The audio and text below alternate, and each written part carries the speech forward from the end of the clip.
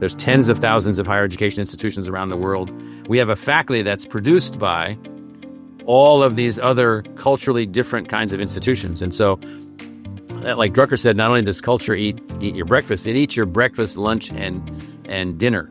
And so what we did was we focused intensely on changing the culture, empowering the culture with the charter, basically saying that we would not accept status quo as an explanation for anything.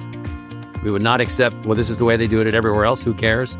And so we basically built in what we think of as the concept of continuous innovation. We can always be better. We can always do it in a new way. We can always find a way to do things in a more enhanced way. We have tens of thousands of double majors now. We have many triple majors. We've had kids graduate with 4 degrees in 4 years. We've built ways to go fast, ways to go slow, ways to do this, ways to do that.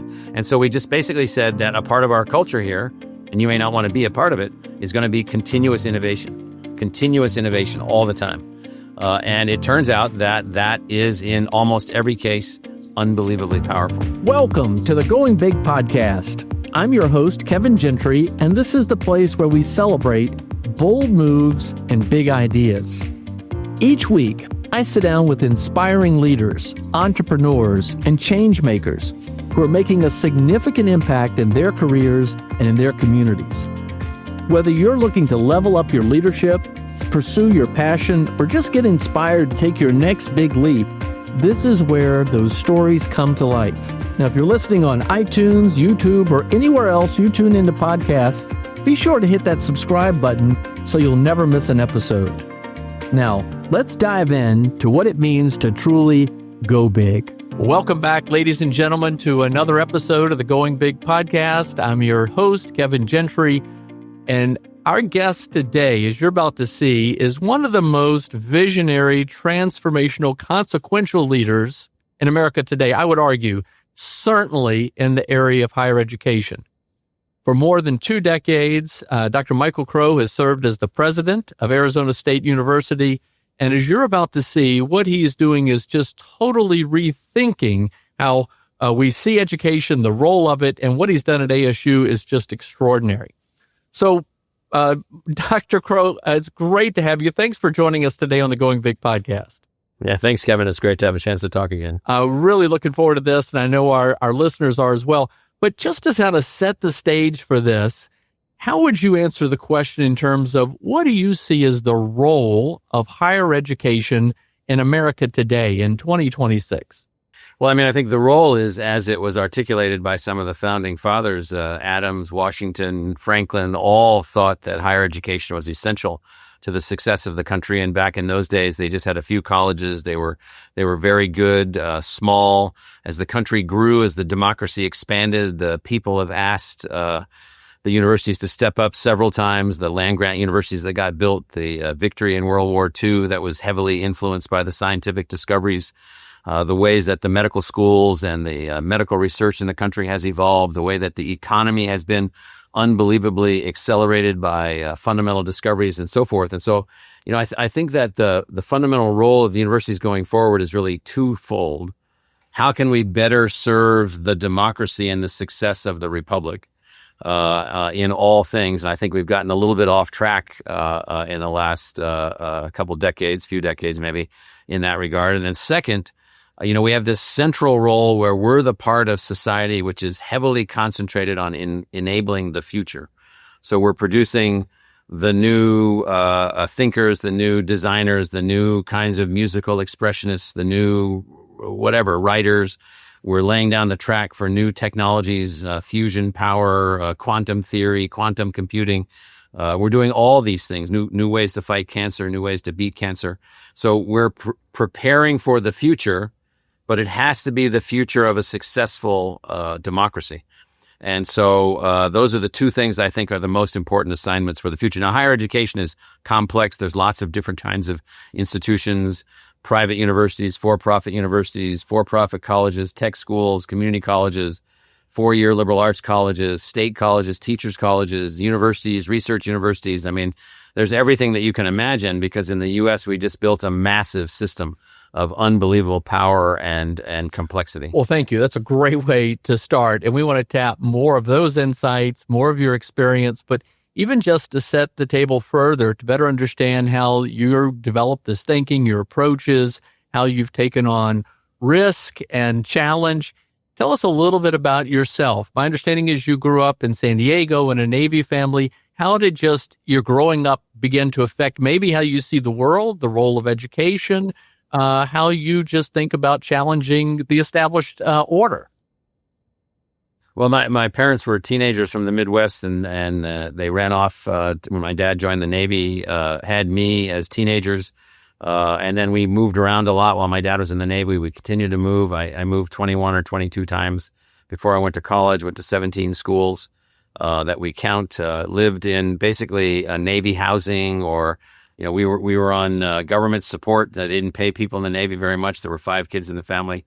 And so what I learned from all of that was that the United States is filled with unbelievable talent. A lot of the talent isn't operationalized. The schools are kind of older technologies, older systems.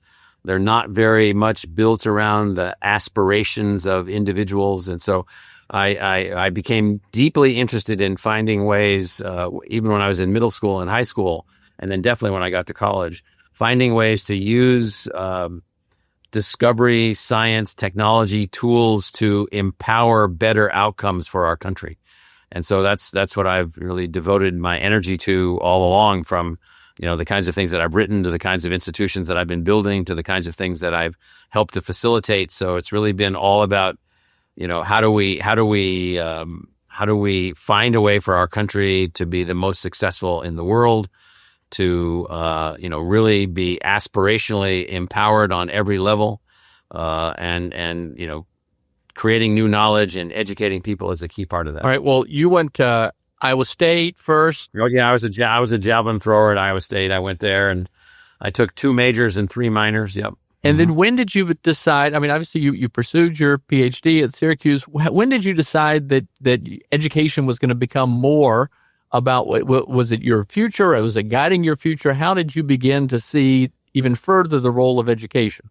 Yeah, the answer is kind of funny. I mean, it's really when I was in the 8th grade. And so we were living at the Patuxent River Naval Air Station at the time in Lexington Park, Maryland, rural St. Mary's County, about 70 miles south of Washington. And in the fall of 1968, me and this other kid were working on our Eagle Scout project to become Eagle Scouts. And so we decided to try to collect enough food for one family for 1 year. We got enough food. It was unbelievable. We got the name of this family, and we ended up going out in this 24-foot U-Haul truck that my dad had rented, and we ended up in this family way back in the woods, not too far from the base. That was just a tar paper shack with a dirt floor and a potbelly stove. And that same day, December 24th, 1968, that family was happy. They were very happy that the Scouts had come up with all this. That very same evening was when Apollo 8 circled the moon and sent back the first pictures from the moon. And as a kid, I was watching Star Trek at the time, 1966, 67, 68. We just went to this kid's house that, this family, and they had a dirt floor. And all I said to myself is like, something's wrong here. And so I began to sort of systematically begin to think about and reading a lot about how you could use new kinds of knowledge production, new kinds of ways of teaching and learning. So 4 years later, when I'm going to college, that's all I was interested in, was finding a place to be able to do those kinds of things. So. Fascinating. All right. So one part of what you've addressed is this notion in America that somehow prestige related to sort of the limited numbers of students at certain universities is very key. That's one of the big notions you've challenged, which we'll get into with respect to Arizona State. But how did you begin to come up with some of these views? Was it just direct experiences? Was it reading? Were there particular mentors, exposure? Well, I mean, I think it was it was reading. It was reading history. It was trying to understand how the country was built. We spent a lot of time when my dad was moving around to different places, going to Civil War battlefields, and I would always study what was going on and go to revolutionary sites, and I would study what was going on. So I became this sort of my hobby, if you will, was history, to try to understand how did we get here? How did we grow up? Where did we come from? And what I found was that we had these colleges where it just seemed to be that the colleges that were the most important or the most valued in the country were those that measured their success based on how many applicants they got and how few they admitted. So it's success through selectivity. In fact, if you look at supposedly the highest ranked colleges in the country, they are those that have, quote unquote, the highest level of selectivity. And so there's nothing wrong with selectivity, except for one thing. If every college operates that way and every university operates that way, we basically have then replicated the British system of social hierarchy. And I was relatively convinced by the time I was a teenager that I thought we overthrew that. I thought that this was a country where your parents and your family income wasn't going to be the determiner of your success. And so along the way, I started learning and studying and looking at institutions, and we got lots of institutions here. And so I began to sense and to understand all kinds of things. There was a book that was written. Obviously all the stuff you read normally, but there was a book I read as a younger person called "The Moon and the Ghetto." By an economist named Richard Nelson. It was like, how can you put people on the moon and we still have ghettos? Well, there's lots of explanations for that.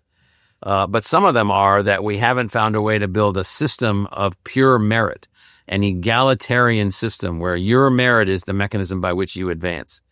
Now, I'm not suggesting that the system hasn't tried to do this or that it can't do this. I'm just saying that, at a big research university like ASU, it turns out that you're going to be one of two things. You're going to be either highly selective, admitting only a handful of students, or you're going to admit lots of students and they're not going to do very well because the university is not going to be empowered with the top faculty or top researchers or what have you. And so, the basic model along the way was we should be able to build institutions in America that are unbelievably innovative, unbelievably creative, research capable, and then unbelievably egalitarian. And I mean by egalitarian, I mean the purest sense of that word. It is that, you are admitted, like we admit every single student qualified to attend the university, and we will adjust to that. And that's just a very different model. Our admission standards are those of Michigan or Berkeley from 1950. And that is, did you have a B average in high school? Did you take the right courses? If you did, you're in. And if you don't have resources, we'll help you find resources or a job. We'll find some way for you to get through the institution. Ladies and gentlemen, I think you now understand why I wanted to have President Crow on the Going Big podcast. He's perfect for the theme and objectives of these conversations. So one more question about your professional journey before we get to what has happened at Arizona State. You then went into some senior academic and administrative roles at Iowa State, University of Kentucky, at Columbia. What was going on there that then continued to either prepare you for or influence how you would ultimately lead when you go to Arizona State, which we'll come to next? Well, so at Iowa State, which is where I went as an undergraduate and then went back as a faculty member and as an academic executive there, that was a land-grant school in an unbelievably rich agricultural region of the planet in which you learned how universities could be a frontline enabler of the success of a region. So, we have the richest, most powerful agricultural economy in the world. We have unbelievable agricultural and engineering assets out of our land grants. And so I really learned about the connection or the connectability of the university to the people and to the industry and to the future at Iowa State. And I was part of building more than 30 new research centers there to help that part of the country and for the country to be more successful. And then at the University of Kentucky, also a land-grant school there in a much more complicated state with areas of the state that are more impoverished than other parts of the country and mining industries and all kinds of other things. You get down on the ground and you're trying to figure out how to make the institution more powerfully impactful for the success of what the people there called the Commonwealth of Kentucky. And so you learn how to do that. Then in New York City at Columbia University, I was invited there to lead basically elements of transformation of that institution. And that was started before the Revolution as King's College in 1754. Alexander Hamilton went to that school. Dwight Eisenhower was the president of that school before he was president of the United States. A powerful, dynamic institution, deeply committed in some ways to the future of the city of New York and the region and the country and so forth. But there, what I learned about was how to build academic excellence to the highest possible level. But then how do you take that commitment like a land-grant school and that academic excellence thing and bring those two things together? So these institutions that I was able to be at were like training grounds for me in terms of enabling me to find a way to build a school equal to an Ivy League university faculty that then had a mission, though, of commitment to the general population and the communities themselves. And so those three experiences then gave me the design experience, the on-the-ground managerial experience. And then along the way, I had to also prove myself as it's kind of like, you have to be an academic also. So I had to prove myself as an academic at a place like Columbia with a ultra high bar for achievement. And so I was able to find a way to do that also. Wow. A lot of hats you wear and have worn. So now in 2002, you go to Arizona State University. You've been there now almost 25 years. Tell us about sort of that moment, the maybe initial thoughts, vision that you had, objectives that you had. Just kind of, again, set the stage for us at the beginning. Well, so Arizona as a place compared to other states, and I've lived all over the country, I mean, it's like wild territory. So there's nothing about the rules of the rest of the country that really apply in Arizona. Arizona, people come from everywhere to be here. There's no, well, this is what a university is, or this is what a government is, or this is how government should work, or this is how we should do things. I mean, this is still a wild, open, highly innovative place in which everybody gets to be able to come here. And so the folks that were here that were looking for a new university president, they said that they were looking for an entrepreneurial university leader. They were looking for someone to design a new kind of model, and they picked me in doing that. And then they basically said, well, here's what you have to do. You have to figure out how to build a university in which the government's not going to be the principal funder of the university. The principal funder of the university is going to be your entrepreneurial skill. The building of the university to be an enterprise, which is agile and flexible and adaptive and driven by market demand and driven by all kinds of things. And so I ended up here in 2002 with that license, inherited an institution that was a solid regional university, emerging as a research university, but still predominantly funded by the government and still predominantly operating as a government agency. I took a lot of the ideas that you're going to laugh at this of Margaret Thatcher when she was building public enterprises in England while she was prime minister there. So she was able to find ways to take public purpose and then find entrepreneurial energies to build public enterprises to make these things work. So we studied very closely these models that she had. And then I made a proposal when I first got here in my first few months that I was here that included three fundamental changes to the university. One was the definition of a purpose through a charter of what's become our charter, which has three elements. We'll measure the success of the university based on who we include versus who we exclude and how they succeed. So we're not going to count up how many we don't admit. It's who did we bring to the university and how did they succeed? If you can't do that, then you're not serving the public. The second thing is that we're going to become research masters and research intensive, but our measurement of success would be what value did we return to the taxpayers? What value did we return to the people of the country? What public value did we add? And then the last part of this charter that was proposed, that now has become our charter and become our cultural driver, the last part was that we would take responsibility for outcomes. So universities never want to take responsibility. So if we have a K-12 system that's underperforming and we graduated all of the teachers, trained all the principals, and trained all of the school board members, and it's not working, well, that's our fault. That's not someone else's fault. If we have a healthcare system which is unaffordable and we train all the doctors, train all the hospital administrators, train all the economists and health economists and so forth, and it's not working, well, that's our fault. If we graduate most of the members of Congress and they can't figure out how to make a better healthcare system, well, that's also our fault. We haven't given people the skills. And so we said in the last part of our charter that we would take responsibility for the health outcomes, the economic outcomes, the competitiveness outcomes, the national security outcomes, not sole responsibility. But the second that you say to a university that they're responsible for something, the second that you say that you have to measure the public value of their research, and the second that you say that it's going to be measuring the outcomes of their students, it changes everything. So in Arizona, there was openness to that. There was openness to this new kind of model, openness to being entrepreneurial, openness to building this kind of public enterprise model. And these are not easy things. I mean, these institutions, some of them are 1,000 years old. Harvard's almost 400 years old. The University of Bologna in Italy is 1,000 years old. Oxford and Cambridge are hundreds of years old.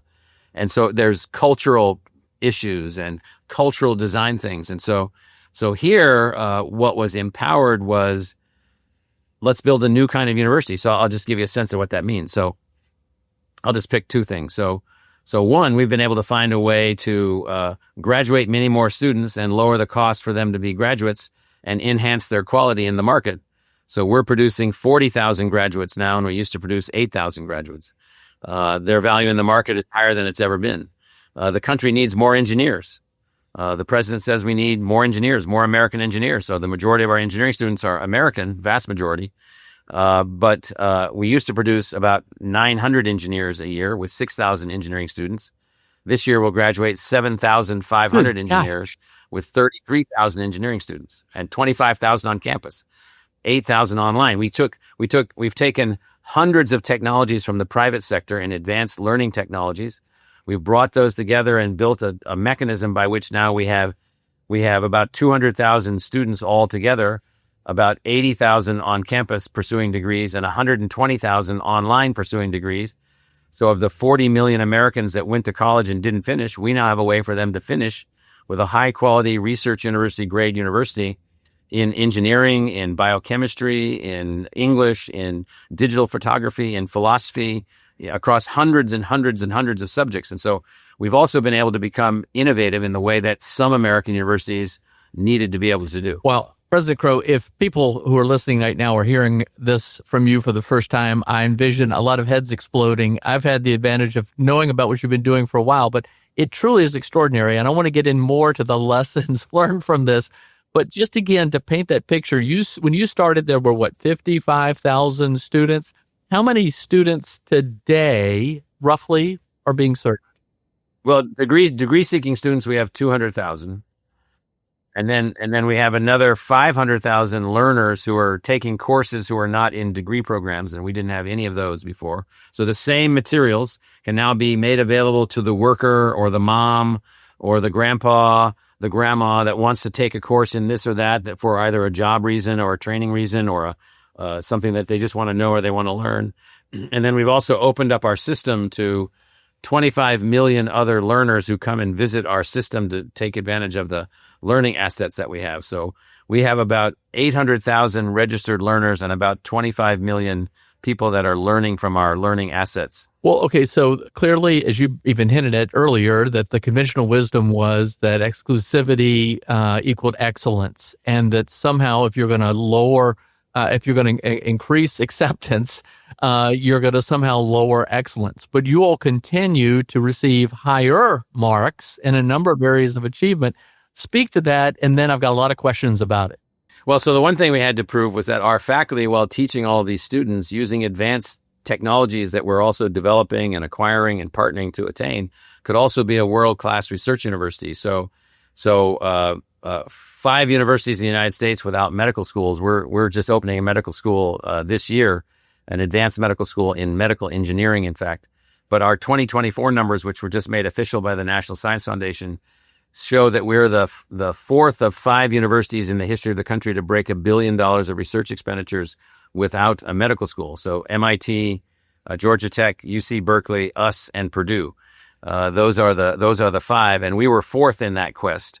And so the reason I say that is that we figured out how to increase the number of graduates by a factor of 5 while increasing the level of research that we're doing to benefit the economy of the future of the country by a factor of 10, while reducing our public investment from the state of Arizona dramatically, while finding a way to fund the university in new kinds of ways with partnerships and alliances and private sector investment and so forth. And so we have found a way to sort of build, as we call it, a highly entrepreneurial public enterprise university. We don't seek a profit. We seek in a sense, we seek a community profit, an impact in the community. We don't seek a financial profit, but we operate in a way where we can leverage entrepreneurial energy, investment partners, investment capital, public-private partnerships, billions of dollars in public-private partnerships, all these kinds of things. And all this, I mean, if you looked at the way that that they built Heathrow Airport in London or other public enterprises. I mean, we just found a way to use everything. All right. So I don't know if you heard the announcement just in the last couple of days. So Taiwan Semiconductor Manufacturing Company is going to increase their investment from $160 billion in new microchip foundries here in Phoenix to between $300 and $500 billion. And we are their teaching, learning, and discovery partner in the pursuit of that, meaning we have found a way to help facilitate the largest foreign direct investment in the history of the United States here in Arizona, because we built the largest business school in the country, the largest engineering school in the country, the largest design and art school in the country, under this, fighting against the notion that, well, if you're so big, you can't be any good. Are you kidding me? I mean, we found whole new ways to teach. We have 11,000 biology majors. We have thousands of English majors. I mean, the hottest thing in the market right now is an English major who can code. The most valuable majors that we're producing right now, that is those that are instantaneously snapped up by the market, are music majors. Music majors are master planners, master organizers, unbelievably disciplined, creative, expressive, speak multiple languages. They are exactly what the workforce needs. Wow. Well, I mean, you are redefining what transformation means. I just hope others not only will follow your lead, but I hope that others won't just give up. So many are really just ready to give up on higher education, just blow it all up. Yeah, I hope they don't. I mean, the Chinese have been investing for the last 36 years, low trillions of dollars in the building of 100 American-style research universities. And they have about 30 of them up and running. And the reason they're doing that was they looked at our model from the 40s, 50s, and 60s and said, we have to have that. We don't have that. So they built Tsinghua University and what they call the University of Peking and Fudan University and a bunch of others, Shanghai Jiao Tong University. And now they've turned these into these behemoth research universities. And I'm like, game on. We're going to compete at the highest possible level and so forth and so on. But we've got to make certain that as we ask our universities to be more impactful for the United States and more focused on the success of the United States, that we don't, as we're doing that, don't throw the baby out with the bathwater. Like, oh yeah, we wanted to correct this baby here, but we threw that out with the bathwater also. Well, okay, along those lines, if being ranked number one in terms of innovation, you obviously had to break some stuff up. You had to discard some things. Give us just a little bit of a sense for how you even approached that, maybe even a couple of examples of how you just challenged what was going on.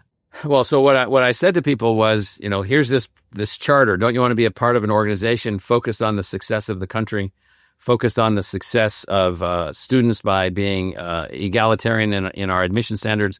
Don't you want to have higher public value and so forth and so on? If you don't want those things, there's plenty of other places where you can go and work. And then on top of that, I said, there's no way that we can get there. There's no way that we can, return to the people what they really want from us. I said, the people have given the universities unbelievable privilege. We have tenure. We have relatively high salaries. We have, every sort of cushion and nicety that you can possibly imagine. I said, why would bus drivers and taxi drivers and hardworking men and women want to support these kinds of institutions? So even if we're not getting appropriations, we get tax breaks and tax benefits, and people can give us money. And so, the public investment in the institutions is massive, and the privilege that we're given is massive. And so I said, and what are we doing to benefit these people? And so it used to be that the argument would be, well, we're great academicians. I'm like, well, so what? There's great academicians in lots of places. We have to be great academicians, great teachers, great scientists, great creators, great thinkers, great philosophers for the success of the democracy that we're a part of. And so I used that logic. And then also I said, the old design is producing the following. So, most people that go to college in the United States don't graduate. Right. Most people that have debt from college have no diploma. Now they do at the small, most elite schools where they're handpicked, where they already are fully qualified to graduate. But that's not the mass of the country. So I said, we've got to demonstrate that this model can be enhanced. Now to do that, you have to change up everything. So we eliminated 85 department schools and colleges. We built 40 new, fantastically newly designed things. So for instance, we had 3 underperforming biology departments, and I said, well, you guys are okay as a faculty. You're like B plus, A minus, but your units are operating at C plus, C minus. We're not going to have any C level performers in the institution, no matter what. I'd rather have nothing. And so we began a reorganization process to enhance how many students could we educate.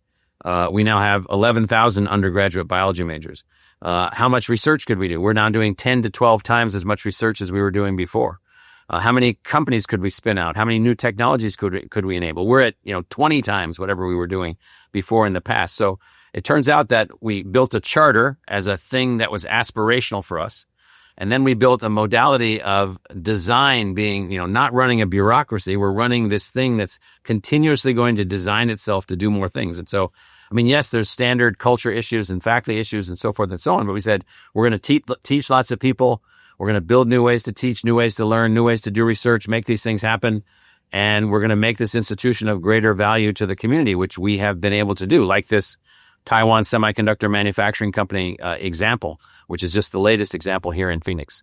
All right. So this begs, I think, an important question. Anybody who drives transformation is going to face challenge from entrenched interests. And you've got, I don't know about alumni. You mentioned, Phoenix is kind of like, I think, sort of the capital of free enterprise still in America. There is a spirit of independence and innovation and entrepreneurship, but it's a state-supported university. So you have political actors, you have tenured faculty, you have lots of different interests.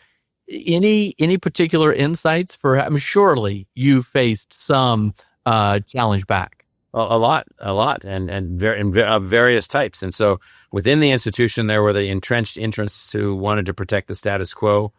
I took down the structure of the education college, which was against charter schools, against home schools, against all kinds of things. And there were about 40 faculty members that had to exit over that. Some retired, some left, and then those that left. Then they campaigned against me. They worked against me. I won't walk through all of that, but yeah, there's lots of resistance. And so what I kept saying to them was, one, let's talk about all of this. You guys are really going off of old models and you don't really know what we're doing.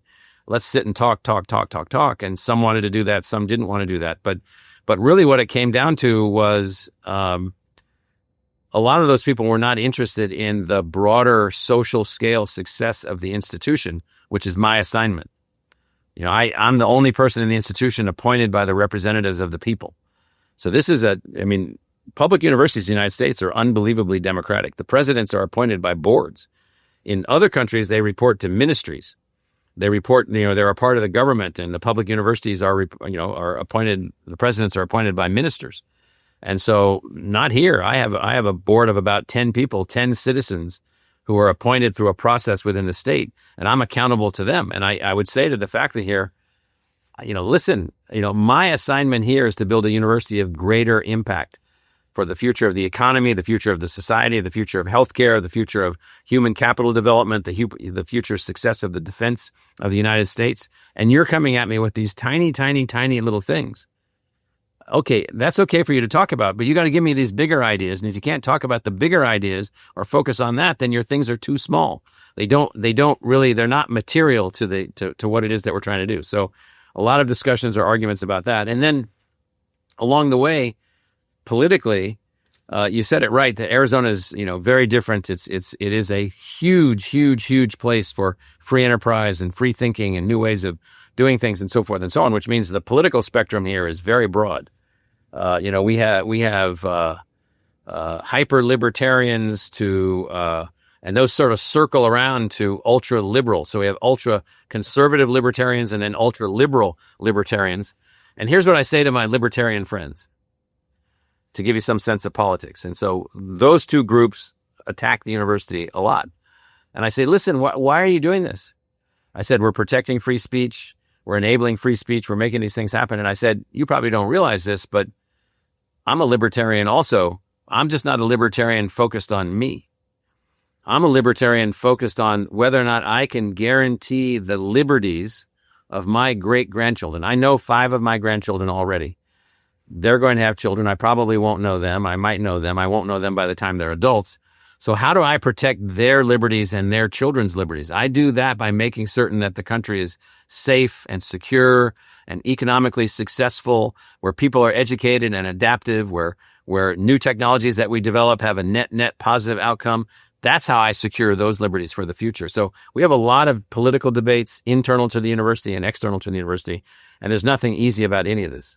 Okay. All right. Well, you've been very generous with your time today, and we need to begin to bring this to a close, but I've got so many other important questions to ask. Culture. So, I mean, you laid out your strategy in line with the objectives that you'd set through your vision, and you're just amazing. But as Peter Drucker famously said, culture eats strategy for breakfast. Tell us about building the culture there that would support what you're doing. Well, this is the most difficult part of the assignment, because there's 1,400 or so institutions in the country that give bachelor's degrees. There's thousands of higher education institutions in the United States. There's tens of thousands of higher education institutions around the world. We have a faculty that's produced by all of these other culturally different kinds of institutions. And so, like Drucker said, not only does culture eat your breakfast, it eats your breakfast, lunch, and dinner. And so what we did was we focused intensely on changing the culture, empowering the culture with the charter, basically saying that we would not accept status quo as an explanation for anything. We would not accept, well, this is the way they do it everywhere else, who cares? And so we basically built in what we think of as the concept of continuous innovation. We can always be better. We can always do it in a new way. We can always find a way to do things in a more enhanced way. We have tens of thousands of double majors now. We have many triple majors. We've had kids graduate with 4 degrees in 4 years. We built ways to go fast, ways to go slow, ways to do this, ways to do that. And so we just basically said that a part of our culture here, and you may not want to be a part of it, is going to be continuous innovation all the time. And it turns out that is, in almost every case, unbelievably powerful. And after time, I'll give you an example. So there was a physics professor that wasn't so hot on our use of advanced learning technologies to assist learning. Well, he used them. He came in and was, emotional when he told me that he realized that all these kids that he'd been flunking through the years weren't stupid. He just wasn't teaching in a way where they could understand what he was saying. And now he saw using these new tools that we built. So the culture here became one in which innovation has greatly enhanced our ability to produce from any family background, any educational background. We've got kids graduating from here who, there was a young woman who graduated recently who was growing up behind Taliban lines in Afghanistan. She couldn't go to school after age 10. She took a bunch of our courses online and said, well, I want to come to your university. She never went to middle school or high school. She did very well with these online courses. They don't cost anything. And she demonstrated that she could do university level work. So we let her in. And turns out that she outperformed almost everybody else. And she might have been sort of an Abraham Lincoln type also, just sort of really self-motivated. Well, we have thousands of her now. Kids who got off track, weren't on track, found our tools, found ways to get into the university. And so the culture here, the ways that we're doing things is such that people want to be a part of all that. Oh, wow. And so that's continuous innovation. All right. I think we all want to move to Tempe. So today it's only about 75 blue skies. It's pretty nice. Well, it's an appealing time of year for you to be making that argument. All right. So going big, you've gone big, literally. There are a number of people who challenge, big philanthropy, big institutions, big government, just all across the board. Generally, leads to slower decision-making, less transformation, less innovation. Speak to that if you would, because you'll truly have gone big. Yeah. So one, we live in the 3rd most populated country on the surface of the planet. We have approaching 350 million people. We're going to grow to 450 million people before we know it. We've got 25% of the global economy and 4% of the population. And so we're already big. So there's nothing about us that isn't big in everything that we do. It seems like it's big if you use the old model. So I'll take, many universities, we have 4 campuses here in Metro Phoenix, but we don't have any leadership on any of the campuses. We don't have like chancellors or whatever on the campuses. We run as a single institution. We use technology to overcome this notion of bureaucracy. So I remember when in 2008 with the financial crisis, we were making a number of very rapid adjustments, and it was very easy to take $25 to $30 million out of the administrative costs of operating a university by just realizing that if you use the structures of the old systems from the 19th and early 20th century, you have a structure which isn't able to accommodate size or complexity. We did away with that entire structure. We did away with all of the mechanisms that cost extra money. I mean, there's university systems that have 10 presidents on 10 different campuses that produce fewer graduates than we do. And we don't have any of that. And so what I'm saying is that big has worked in our favor. Big has worked in our favor because we can buy the computers that we need and the technology tools that we need and the training assets that we need. So we have a staff of 700 people that support our 6,000 faculty members in the development of the most advanced learning tools imaginable. So if you were a faculty member, Kevin, here teaching, journalism or teaching whatever business or whatever it is that you want to teach, government, democracy, you'd have a team of instructional designers working with you at no cost to you because we're big and we can do these things, in which you'd be building whole new ways to enhance your teaching and learning and discovery outcomes. And so big has worked to our advantage because of the way that we've been able to do this. All right. Well, the average university presidency, I believe, today in the United States is about 4 years. You've been shorter more recently. Yes. And you've been there since 2002, continuing to stay innovative, cutting edge, continue to receive all these awards. And also, I think, a very important element of recognition, and that is the funds that have coming in the way of private support and other support because they see something that's working. Give us, those listening, some advice. How do you stay fresh and keep the energy and keep it going? Just give us some advice. Well, so one, it's very, if you look at the young people coming up in the country, they're really unbelievable. I mean, we have 16,000 new full-time freshmen on campus. And we meet with them all at once right at the beginning of the year. I mean, it is unbelievable what they think. We do surveys of them, what they're thinking about, what their aspirations are, what their hopes are. Not the negative stuff written in the media, not the negative stuff, all the negative stories in the newspapers and on the websites and so forth. We're talking about what they're aspiring to be. So we are driven by these next generations that are coming up, the things they want to do, the way they want the world to be, the things they want to achieve, the things they want to build. And so that's inspiring to us. And then on top of that, if you turn these things into, the rough organizational equivalent of a jail, or an institution, a post office, these are not static institutions that are performing a process function. These are discovery institutions. These are enabling institutions. And so if you do it in a way where you make it in and of itself also adaptive and innovative, it changes everything. I mean, I guarantee you that when the day comes that I decide that, or my board, I should say, decides that there's somebody better than me that, needs to do this job, because I don't make that decision. The people of Arizona make that decision. The day that happens, I'm guaranteeing you that person, whoever they are, if they don't fall back into the classic bureaucracy, it's called petite bureaucracy in the bureaucratic theory models. If they keep it alive with the energy and the creativity of the students and the faculty, there is no wearing out. There is no tiring. There is no wearing down because one, the mission is so important. The country's success is so important. And the way that we do these things with so much creative energy. I remember during COVID, we didn't shut down. We stayed open. We kept our dorms open. We kept our classrooms open. We were hybrid. We built our own COVID test. We were able to just plow our way through this. And so we accelerated innovation. That moment during those couple of years of COVID really demonstrated to everybody that works here, oh, this different model is a different model. It actually works.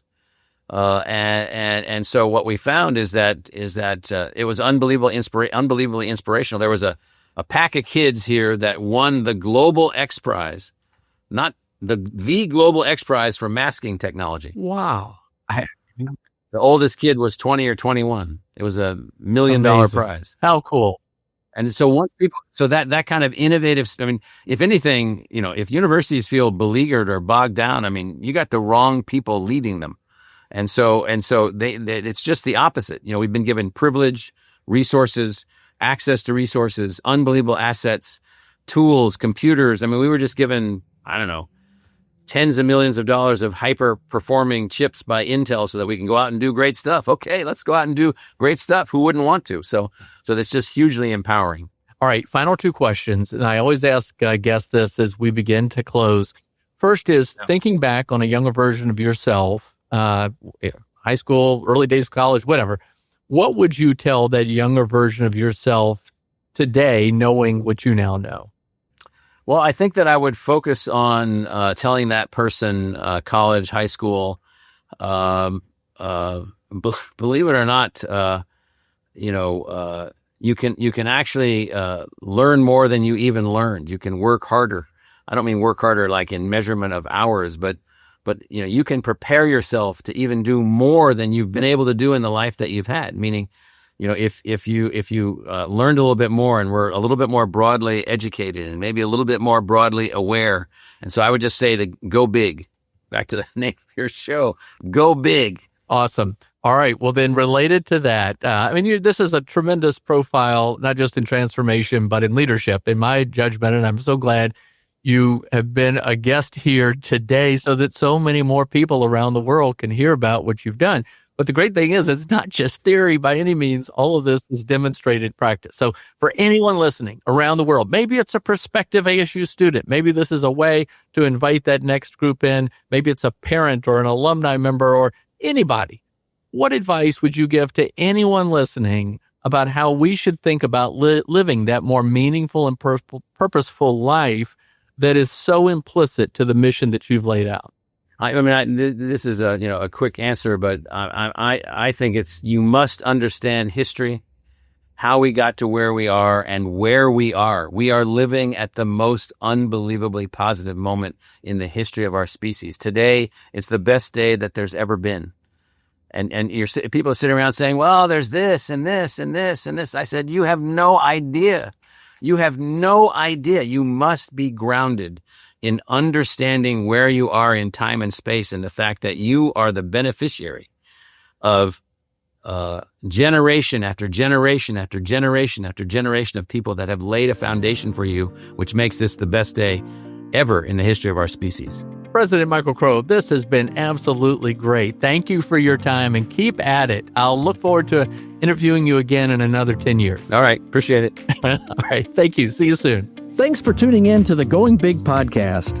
I hope today's conversation left you feeling energized and ready to tackle your biggest goals. Don't forget to subscribe and leave us a review on iTunes, YouTube, or wherever you listen to podcasts. It really helps spread the word, and it gets these inspiring stories out to more people. You can also find more content, resources, and updates at our website, goingbigpodcast.com. Remember, the only limits are the ones you don't challenge, the limits that you impose on yourself. Keep pushing, keep growing, and above all, keep going big. See you next time on the Going Big podcast.